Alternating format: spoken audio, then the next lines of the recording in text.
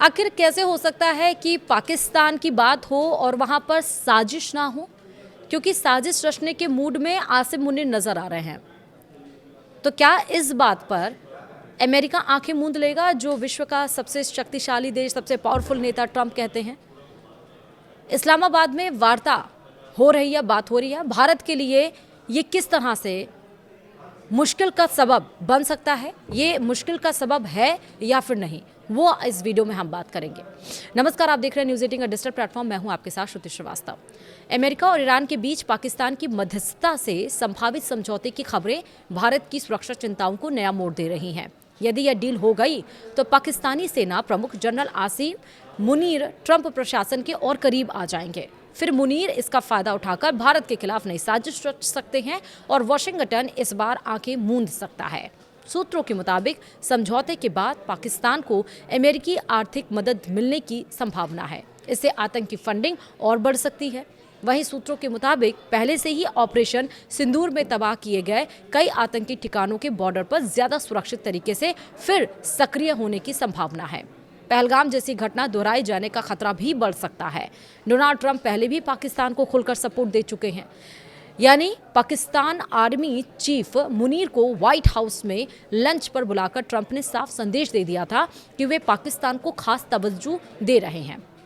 उसी समय ट्रंप ने प्रधानमंत्री नरेंद्र मोदी को भी वॉशिंगटन में लंच या फिर डिनर का निमंत्रण भेजा था, लेकिन मोदी जी ने इसे ठुकरा दिया।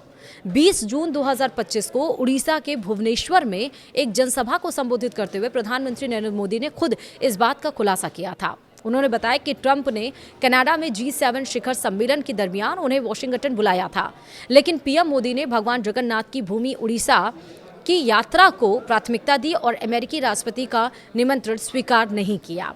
वहीं विशेषज्ञों को आशंका है कि ट्रंप प्रशासन मुनीर के कहने पर भारत पर कई मोर्चों पर दबाव बना सकता है। इनमें कौन कौन से मोर्चे शामिल हैं जिस पे वो दबाव बना सकता है? पहला, सिंधु नदी के जल बंटवारे पर नया विवाद खड़ा करना, पाकिस्तान पर लगी क्रिकेट प्रतिबंध हटाना, बलूचिस्तान समस्या को सुलझाने के नाम पर भारत को मजबूर करना, कश्मीर का राग फिर से अलापना। ट्रंप पहले भी इस मुद्दे की इस तरह की हरकतें कर चुके हैं। अगर पाकिस्तान ट्रंप का डार्लिंग बन गया तो आतंक के खिलाफ भारत की जीरो टॉलरेंस नीति को चुनौती मिल सकती है। हालांकि भारत हर स्थिति के लिए तैयार है। वहीं सूत्र ये भी कहते हैं कि पाकिस्तान ट्रंप गठजोड़ के बढ़ते संकेतों को देखते हुए सुरक्षा एजेंसियां बॉर्डर पर अतिरिक्त सतर्कता बरत रही हैं। ऑपरेशन सिंदूर के बाद सक्रिय हुए आतंकी ठिकानों पर नजर रखी जा रही है। वहीं ईरान अमेरिका समझौते में पाकिस्तान की भूमिका एक नई रणनीतिक स्थिति जरूर बना सकती है, लेकिन इसका वास्तविक असर कई कारकों पर निर्भर करेगा। सबसे बड़ा सवाल, क्या ईरान अमेरिका डील पाकिस्तान को नया स्पॉन्सर देगी? क्या ट्रंप फिर से भारत की उपेक्षा कर पाकिस्तान को दुलारेंगे? जवाब आने वाले दिनों में मिलेगा, लेकिन दिल्ली की चिंता जायज है। भारत की सुरक्षा और हितों की रक्षा के लिए कूटनीतिक और सैन्य दोनों मोर्चों पर पूरी तैयारी है।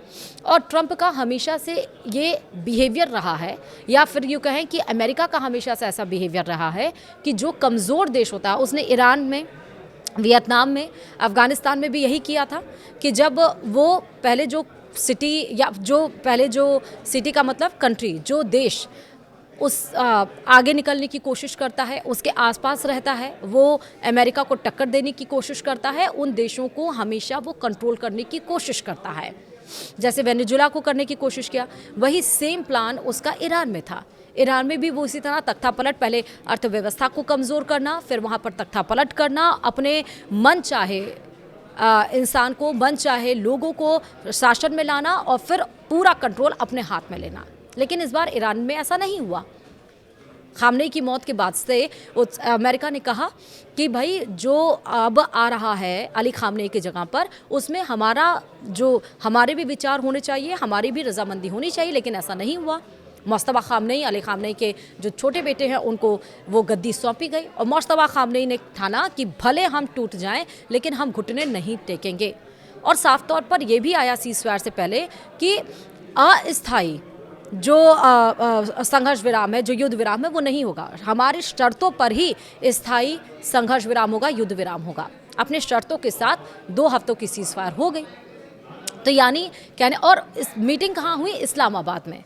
तो इसका मतलब ये है कि आप देखिए वहाँ पर सबसे मजबूत देश कौन है? भारत, जो अर्थव्यवस्था में मजबूत है, जो डिफेंस में मजबूत है, जो अपनी राजनीति में मजबूत है, जो अपनी कूटनीति में मजबूत है। तो इसीलिए अमेरिका भारत को कैसे चूज़ कर सकता था? इसलिए उसने चूज़ किया पाकिस्तान को, जो आर्थिक रूप से कमज़ोर है, जो अन्य मोर्चों पर भी कमज़ोर है विश्व पर, और हमेशा जो उसका रवैया रहा है उसी लिए।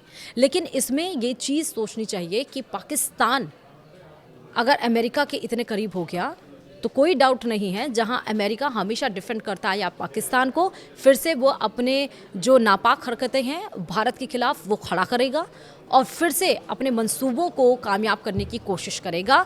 इसीलिए हमने कहा कि कूटनीतिक और सैन्य दोनों मोर्चे पर पूरी तैयारी है। हालांकि रक्षा मंत्री राजनाथ सिंह कह चुके हैं कि इस बार अगर आंख उठाई तो आंखें निकाल ली जाएंगी।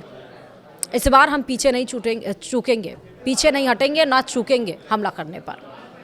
फिलहाल इस वीडियो में इतना ही। नमस्कार।